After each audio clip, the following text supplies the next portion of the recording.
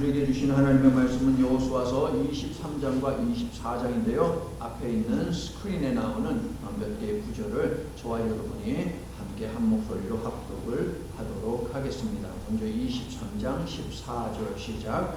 보라, 나는 오늘 온 세상이 가는 길로 가려니와 너희의 하나님 여호와께서 너희에게 대하여 말씀하신 모든 선한 말씀이 하나도 틀리지 아니하고 다 너희에게 응하여 그 중에 하나도 어김이 없음을 너희 모든 사람은 마음과 뜻으로 아는 바라. 15절. 너희의 하나님 여호와께서 너희에게 말씀하신 모든 선한 말씀이 너희에게 임한 것 같이 여호와께서 모든 불길한 말씀도 너희에게 임하게 하사 너희의 하나님 여호와께서 너희에게 주신 이 아름다운 땅에서 너희를 멸절하기까지 하실 것이라. 23장 16절. 만일 너희가 너희의 하나님 여호와께서 너희에게 명령하신 언약을 범하고 가서 다른 신들을 섬겨 그들에게 절하면 여호와의 진노가 너희에게 미치리니 너희에게 주신 아름다운 땅에서 너희가 속히 멸망하리라 하니라. 24장 24절. 백성이 여호수아에게 말하되 우리 하나님 여호와를 우리가 섬기고 그의 목소리를 우리가 청종하리이다 하는지라. 25절. 그날에 여호수아가 세겜에서 백성과 더불어 언약을 맺고 그들을 위하여 율례와 법도를 제정하였더라. 아멘. 지난주에 우리는 추수감사 주일 예배를 드렸고요. 그리고 지난 목요일은 추수감사절이었습니다. 이미 이 시간을 다 보냈다는 것은 무슨 말입니까? 또 다른 추수감사절을 향해서 우리는 달려가고 있다 하는 의미이죠. 1년 동안 우리의 필요를 채우실 하나님의 은혜를 기대하며 힘차게 감사절 후 첫 번째 주일 말씀을 받을 수 있기를 바랍니다. 우리의 영혼에 관해서 논하기 가장 좋은 때는 언제일까요? 죽음이 임박한 순간이 아니겠습니까? 인생을 1년이라고 이야기를 한다면 오늘은 마지막 한 달을 코앞에 둔 주일입니다. 오늘 본문인 여호수아 23장과 24장 인생의 마지막을 앞둔 여호수아의 유언들인데요. 어떻게 해야 인생의 마지막을 잘 준비할 수 있겠느냐 하는 것. 12월을 앞두고 깊이 생각하고 새김으로 모두 구원과 영생으로 들어가는 준비를 확실하게 하는 복된 축복의 말씀의 시간이 될 수 있기를 예수님의 이름으로 축원합니다. 효도하는 10명의 자식들보다 악처가 낫다. 누가 한 말입니까? 악법도 법이다. 누가 한 말입니까? 너 자신을 알라. 누가 한 말입니까? 소크라테스라고 하는 사람이 한 말입니다. 지금으로부터 약 2400년 전 소크라테스가 사형을 받게 되었습니다. 사형 당일 평소에 알고 지내는 사람들이 소크라테스를 찾아와서 그를 위로하였습니다. 소크라테스는 먼저 여자들과 작별 인사를 나누었습니다. 왜냐하면 죽음에 이르는 그 과정이 너무나도 끔찍하기 때문에 여성들은 그것을 견디는 것이 쉽지 않지요. 또 그 모습을 보이기 싫었나 봅니다. 여자들을 먼저 보내고 남아있는 남자들과 함께 소크라테스는 자신에게 주어진 얼마 남지 않은 시간 무엇을 했느냐? 영혼이라고 하는 것이 존재하냐 존재하지 않냐 라고 하는 것에서 열띤 논쟁을 하였습니다. 죽음의 순간에도 소크라테스는 영혼은 존재한다. 죽음 이후에 영원한 시간은 분명히 있다라고 하는 것을 사람들에게 알리고자 하는 것입니다. 소크라테스가 너무 열정적으로 얘기를 쏟아내 놓으니까 그 모습을 지켜본 친구들 가운데 한 사람이 소크라테스를 염려하면서 이야기합니다. 여복의 간수와 사형 집행관이 하는 말이 죽을 때 말을 너무 많이 하면 독약을 먹어도 빨리 죽지 않는다고 하네. 그래서 죽어야 되니까 독약을 2사발, 3사발 그 이상을 마시게 될지도 모른다고 하니 이제 그만 말하게 라고 하면서 소크라테스에게 이야기를 하였습니다. 그때 소크라테스가 이야기합니다. 이보게, 나는 살아있는 동안에 어떻게 하면 내가 죽음하고 좀 더 가까워질 수 있을까? 이것을 늘 연구하고 노력한 사람인데 나에게 지금 죽음이 와 있다고 해서 내가 독약을 좀 더 마신다고 해서 내가 해야 하는 이야기를 하지 않는다면 그것이 웃긴 이야기 아니겠는가라고 그렇게 말을 하였습니다. 죽음 이후에 내 영은 영원히 살 것인데 육체가 좀 괴롭게 된다고 죽음을 두려워해서야 말이 되겠는가?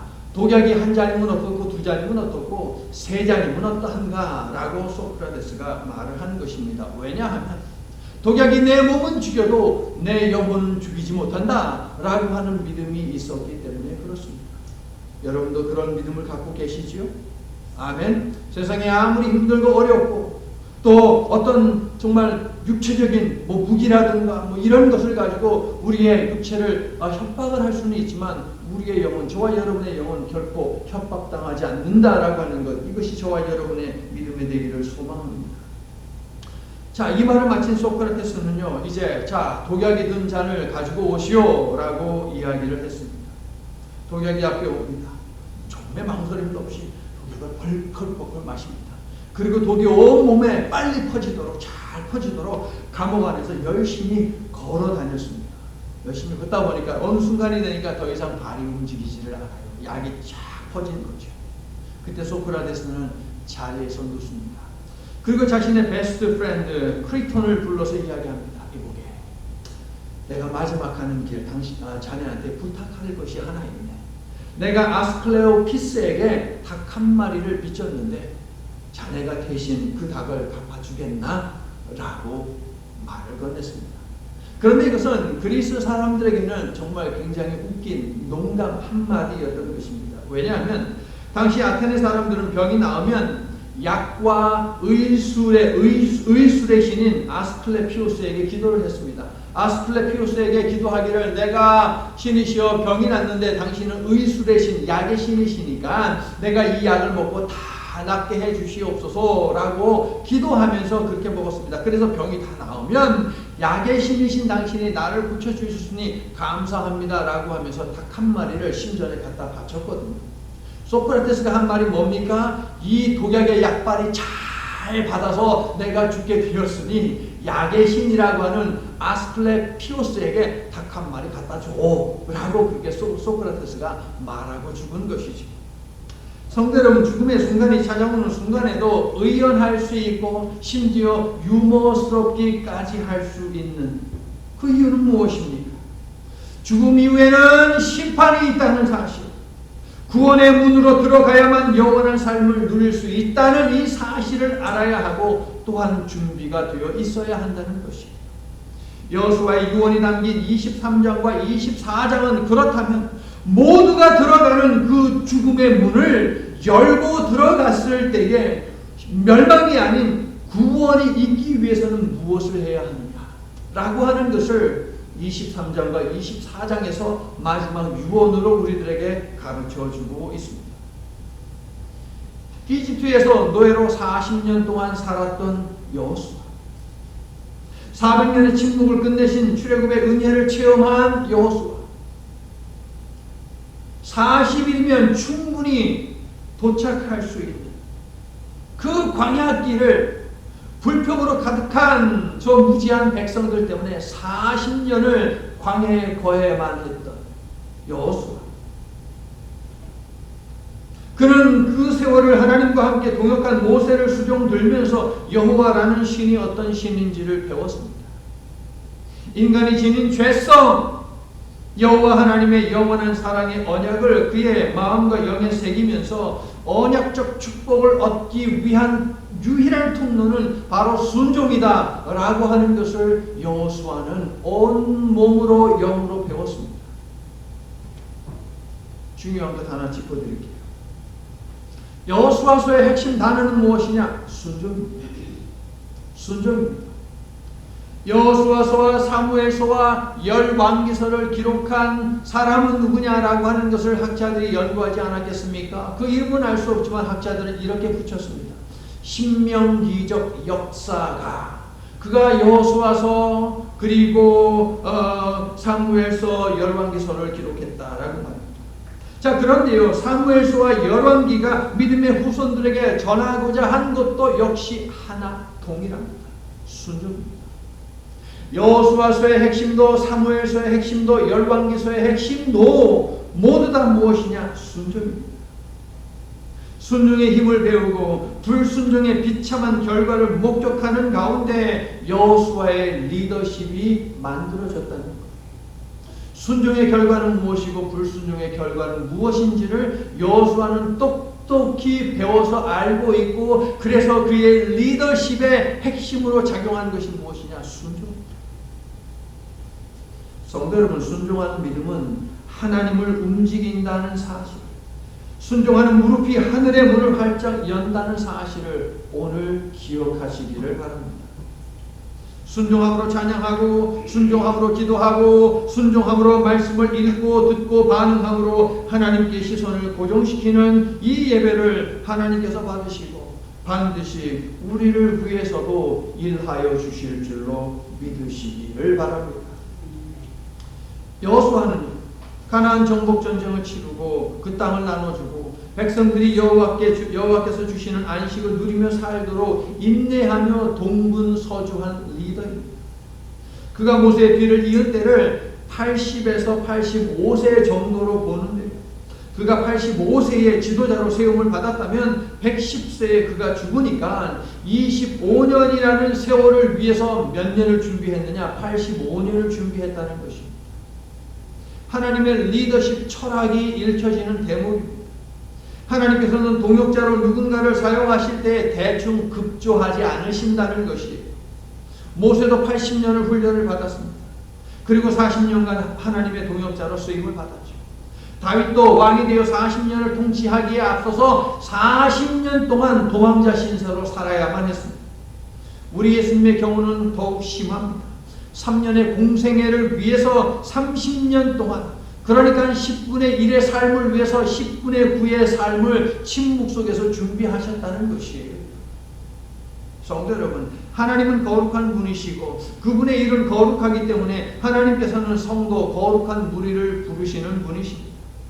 완벽하게 거룩하게 된 사람을 부른다는 말씀이 결코 아닙니다. 머리부터 발끝까지 생각과 감정과 언어에 있어서 거룩하고 흠없기 위해서 결단한 사람이라면 누구라도 하나님의 일에 동참할 수 있다는 것입니다. 내가 부족하지만 부족한 가운데에서도 흠없고 거룩하기 위해서 내가 몸부림치며 하나님의 거룩한 사역을 감당하기를 소망합니다 라고 하는 사람들과 하나님은 함께 하신다는 것이에요.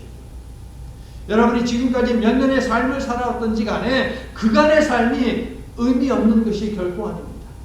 하나님께서 하나님의 뜻을 위해서, 하나님의 일을 위해서 여러분과 함께 하시며 여러분을 트레이닝 시키신 그 세월이 여러분이 지금까지 살아온 삶이라고 하는 이 사실을 믿으시기를 바랍니다. 그리고 남은 삶을 어떻게 살 것인가? 모세가 80세부터 일을 하고 여호수아도 80세, 85세부터 일을 하지 않았습니까? 그러면 그 남은 삶 동안 내가 무엇을 위해서 살 것인가? 라고 하는 것, 여기에 우리가 초점을 맞추어야 하지 않겠습니까? 성도 여러분, 여기 모인 우리 모두가 하나님과 더불어 동역할 수 있는 권리를 부여받았고 하나님께서는 우리 모두가 하나님의 일을 감당하기를 원하신다라고 하는 이 사실을 기억하십시오. 제2, 제3의 여호수아를 하나님은 오늘도 기다리고 계십니다. 그러므로 하나님을 움직이는 원동력인 순종의 삶을 살아서 성화를 위해 다듬어짐으로 하나님께서 행하실 역사 속에 거하고 그 역사를 체험하고 그 역사를 나의 것으로 만드는 우리 모두가 될 수 있기를 예수님의 이름으로 축원합니다. 세월의 장사가 있습니까? 없습니까? 세월의 장사는 없습니다. 노아도 죽었어요. 영원한 언약을 처음 받았던 노아도 죽었습니다. 바로 이어서 그 영원한 언약을 받은 아브라함도 죽었습니다. 능력의 지도자 모세도 죽었습니다. 그렇듯이 여호수아 역시 모든 사람이 가는 무덤으로 가야 합니다. 23장 14절 보라, 나는 오늘날 온 세상이 가는 길로 간다. 여호수아는 죽음을 앞두고 고별 설교를 위해 먼저 각 지파의 남은 전쟁을 치러야 하는, 그때에 인도해야 하는, 통솔해야 하는 이스라엘의 지도자들을 불러 모으는데 어디로 불러 모으느냐? 실로로 불러 모읍니다. 실로에서 여호수아가 세운 성막이 있기 때문에 여호수아는 죽기 전에 하나님 앞에서 이스라엘 지도자들에게 확실히 해두고 싶었습니다. 23장 2절을 보면 여호수아가 부른 사람들이 있죠. 어떤 사람들을 불렀습니까? 연로한 자들, 장로들, 연로한 자들, 각 부족의 지도자들, 관리들,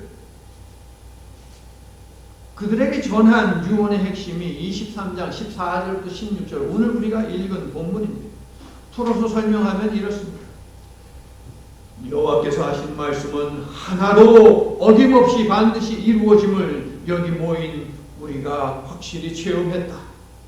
여호와는 우리를 위해 싸우시는 분이시다. 그분이 이루시는 일이 축복이 될지 저주가 될지는 우리의 순종 여부에 달려있는 것을 너희도 분명히 알 것이다.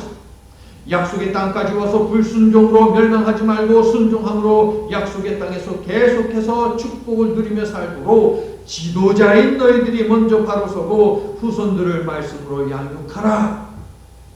지도자들을 향한 유언의 말씀을, 고별 설교를 먼저 여호수아는 주었습니다. 자, 6절과 8절을 보세요. 너희는 크게 힘써 모세의 율법책에 기록된 것을 다 지켜 행하라. 누구에게 하는 말이에요? 연로한 자들, 나이 든 사람들에게 하는 말입니다. 그것을 떠나 우로나 저로나 치우치지 말라. 누구에게 하는 말입니까? 나이 든 노인들에게 하는 말입니다. 오직 너희 하나님 여호와께 가까이 하기를 오늘까지 행한 것 같이 하라. 누구에게 했다고요? 나이 든 사람들. 이 유언을 하려고 나이 많은 장로님들을 불렀다는 말씀을 통해서 하나님의 일에는 나이가 없다. 오히려 나이가 들수록 그 책임이 막중하고 신앙을 더욱 잘 지켜야 하는구나 라고 하는 것을 우리가 반드시 짚고 넘어가야 합니다.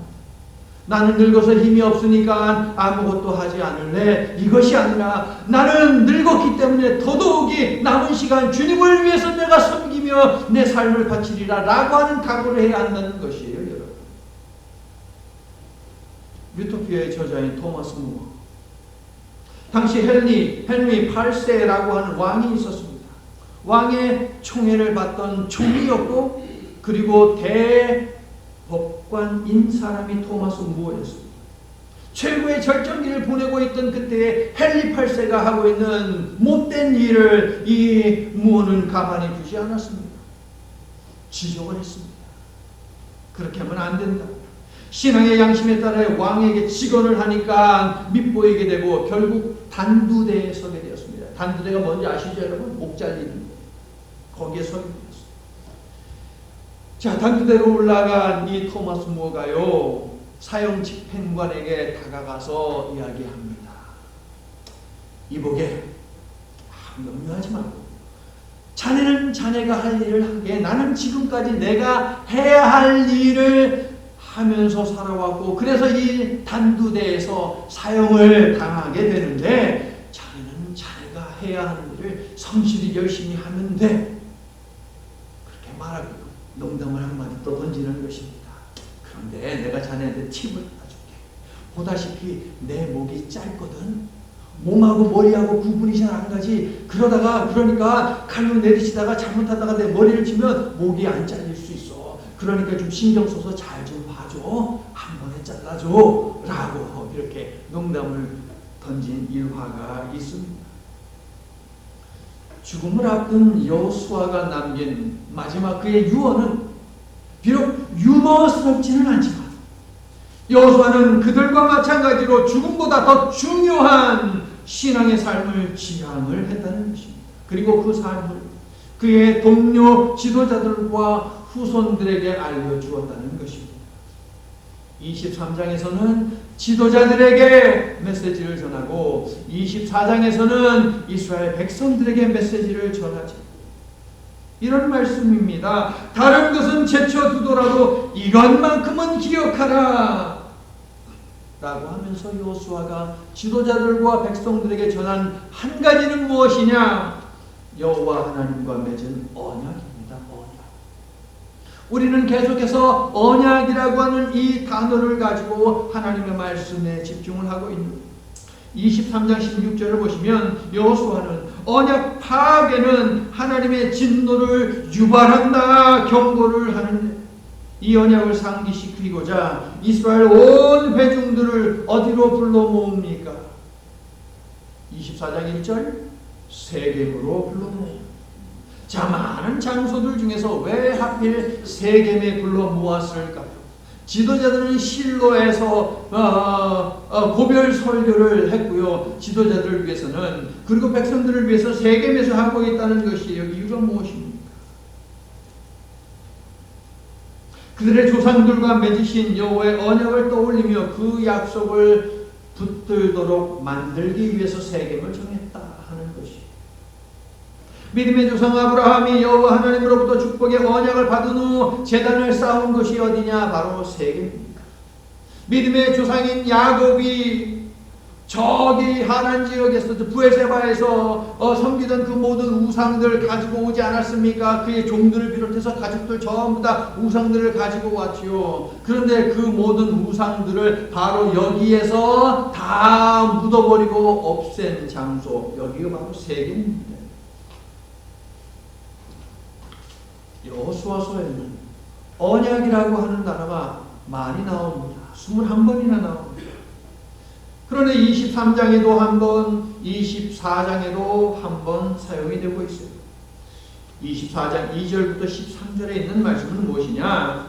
여호수아는 언약과 관계된 땅 세겜에서 아브라함에서부터 가나안 땅에 정착하기까지의 역사를 요약을 합니다. 이것이 바로 24장 2절부터 13절 말씀입니다. 다른 신이 아니라 여호와께서 여기까지 인도해 주셨다라고 하는 사실을 각인시키는 것이죠.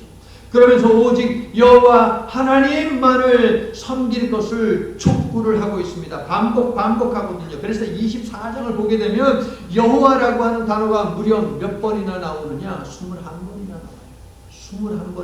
21번이나 여호와를 반복을 하고 있습니다. 그렇습니다. 오직 여호와만을 섬기라 하는 것이 바로 여호수아 유언의 핵심입니다.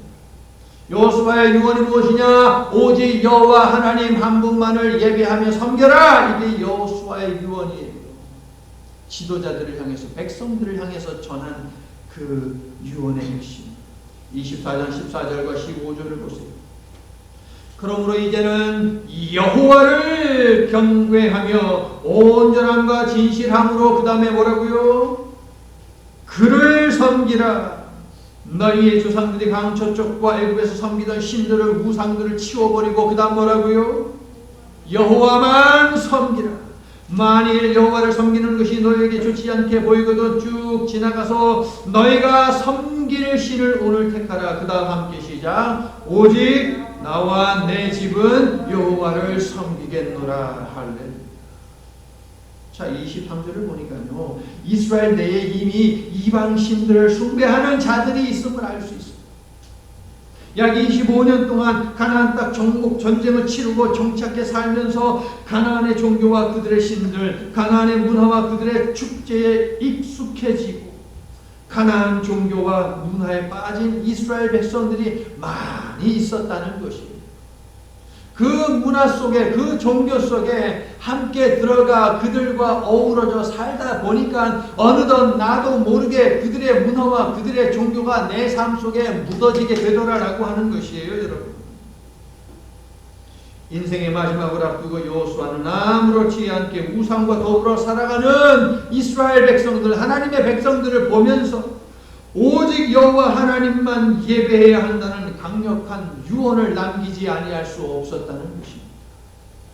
우상 숭배에 빠지고 그들의 문화에 빠진 이들을 보면서 분노도 생기고 안타까운 마음도 생기고 그들의 영혼에 대한 염려하는 마음도 생기고, 그러니까 그가 할 수 있는 말, 해야 하는 말은 오직 하나이지요.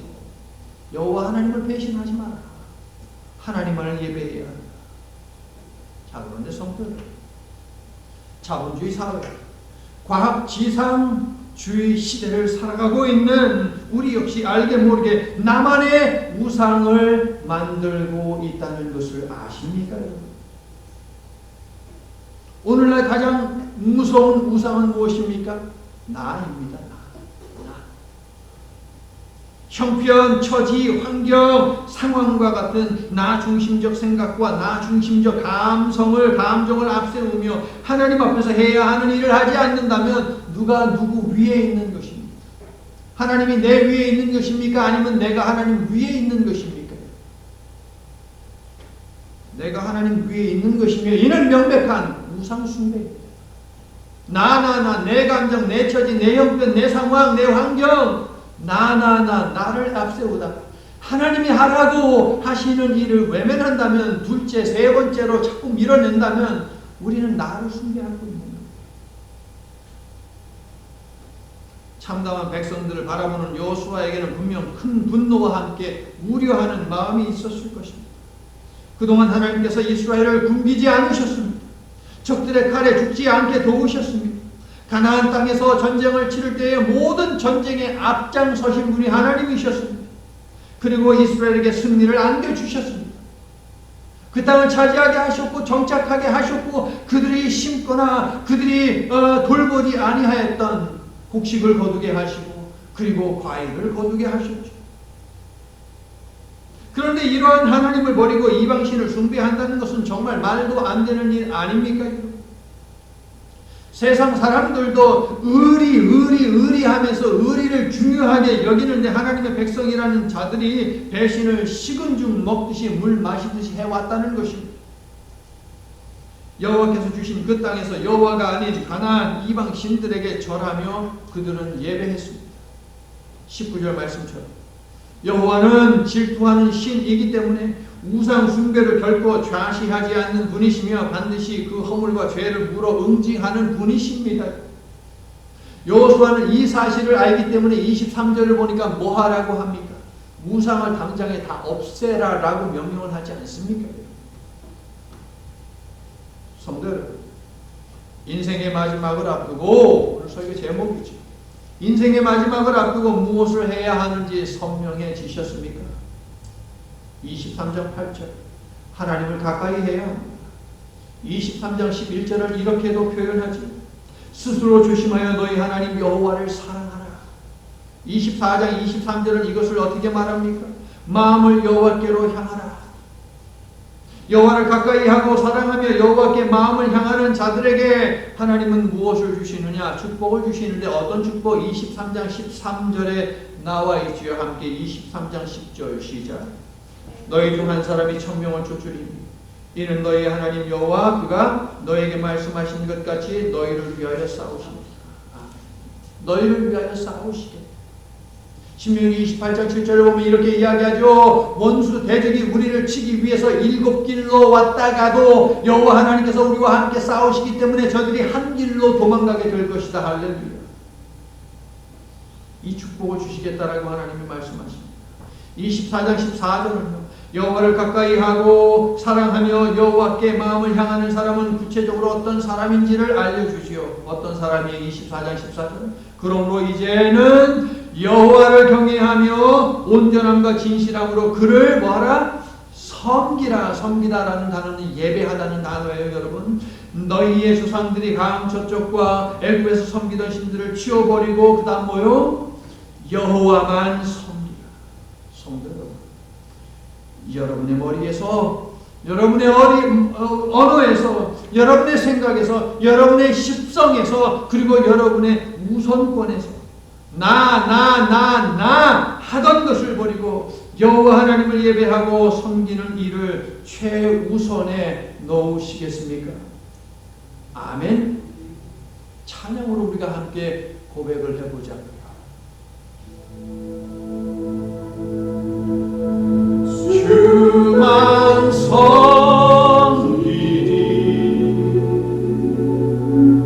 가장 낮은 자리에서 주만 높이리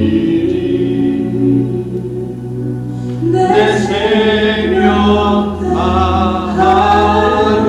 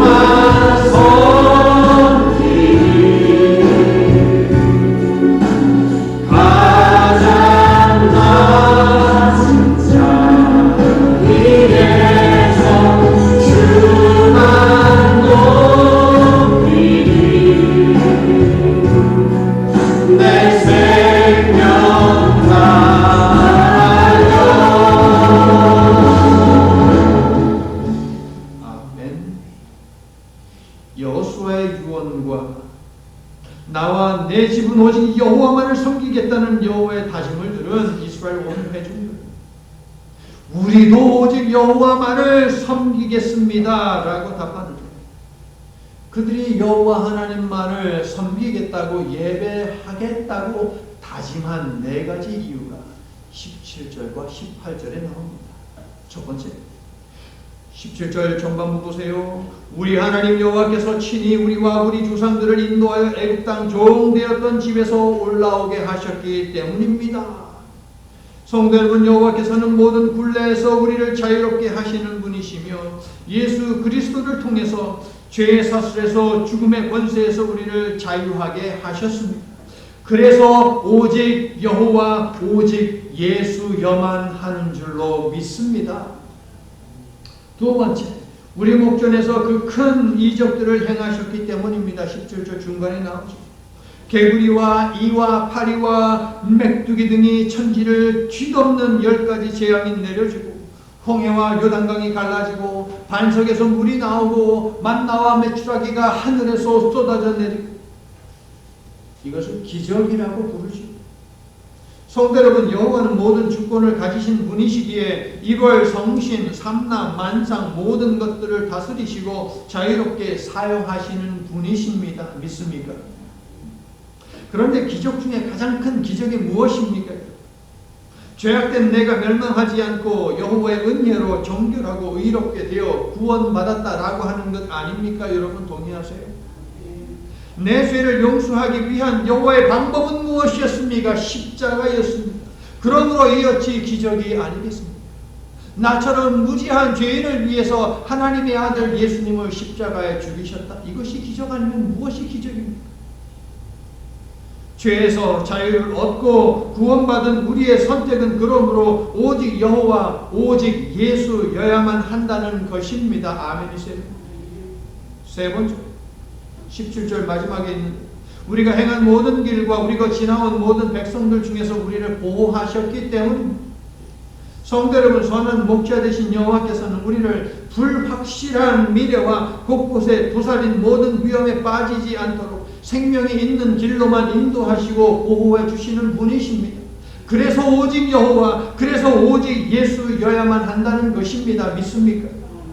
마지막으로 네 번째, 여호와께서 모든 백성들과 이 땅에 거주하던 아모리 족속을 우리 앞에서 쫓아내셨기 때문에 우리의 원수 마귀 온갖 어둠의 권세를 하나님께서 내모셨다는 것입니다. 성도, 예수께서, 여호와께서는 우리 모든 원수를 우리의 삶에서 쫓아내십니다. 아멘. 그렇기 때문에 오직 여호와, 오직 예수여만 하는 줄로 믿습니다. 이제 말씀을 마칩니다. 인생의 마지막을 앞두고 오직 여호와 하나님만을 예배하라고 외친 여호수아를 만나고 있는 오늘은 우리의 구세주 예수님의 오심을 기다리는 대강절 첫 주일입니다. 설교의 서두에서 저는 어떻게 해야 죽음을 잘 준비할 수 있는가라고 하는 화두를 던졌는데, 여호수아의 고별 설교뿐만 아니라 감사절의 끝자락이면서 대강절을 시작하는 오늘이라는 시간 역시 우리들에게 이 질문에 대한 답을 주고 있습니다. 예수님을 보내셔서 우리의 죄를 씻기시고 죄의 삭신 사망의 사슬에서 우리를 건지신 하나님께 감사하며 오직 하나님만을 예배하며 섬기는 것, 이것이 바로 답입니다. 성도 여러분, 예수님이 오실 날이 얼마 남지 않았습니다. 우리가 살아갈 이 세상에서의 남은 시간도 많지 않습니다. 마음을 다하고 뜻을 다하고 힘을 다하고 정성을 다하고 뜻을 다하고 생명을 다하기까지 하나님을 사랑하며 예배하시기를 축원합니다. 항상 기뻐하고 쉬지 않고 기도하고 범사에 감사하며 이웃을 사랑하는 선교적 사명을 위해 애쓰는 저와 여러분이 될 수 있기를 이제 곧 오실 예수 그리스도의 이름으로 간절히 축원합니다. 아멘. 변치 않는 사랑으로 우리와 동행하시고 인도하시며 보호하시는 하나님, 2022년의 마지막을 앞두고 있습니다. 그러나 오늘 예수 그리스도의 오심을 내다보게 하시며 영원한 삶을 위한 길이 열려 있음을 보게 하시니 감사합니다. 언제 끝날지는 모르기에 모든 인생은 마지막을 앞두고 있는데, 그러하기에 마지막 한 달을 코앞에 둔 대강절 첫날인 오늘은 더더욱 의미심장한 날입니다. 심판을 통해 구원과 징벌을 내리시는 하나님이시요, 하나님을 예배하고 주신 말씀 앞에 머리 숙인 저희는 보내신 성령의 도움을 힘입어 오직 예수님만 믿기로 작정합니다. 하나님 한 분만을 섬기기로 다짐합니다. 하나님의 자녀된 저희를 꼭 붙들어 주시사 끝까지 딴 길로 가지 않도록 도와주시옵소서. 그리하여 우리 개개인을 향한 죽음의 문이 열릴 때, 온 인류를 향한 심판의 날이 임할 때 약속의 땅인 구원과 영생의 나라로 들어가도록 이끌어 주시옵소서. 예수님 이름으로 기도드립니다. 아멘.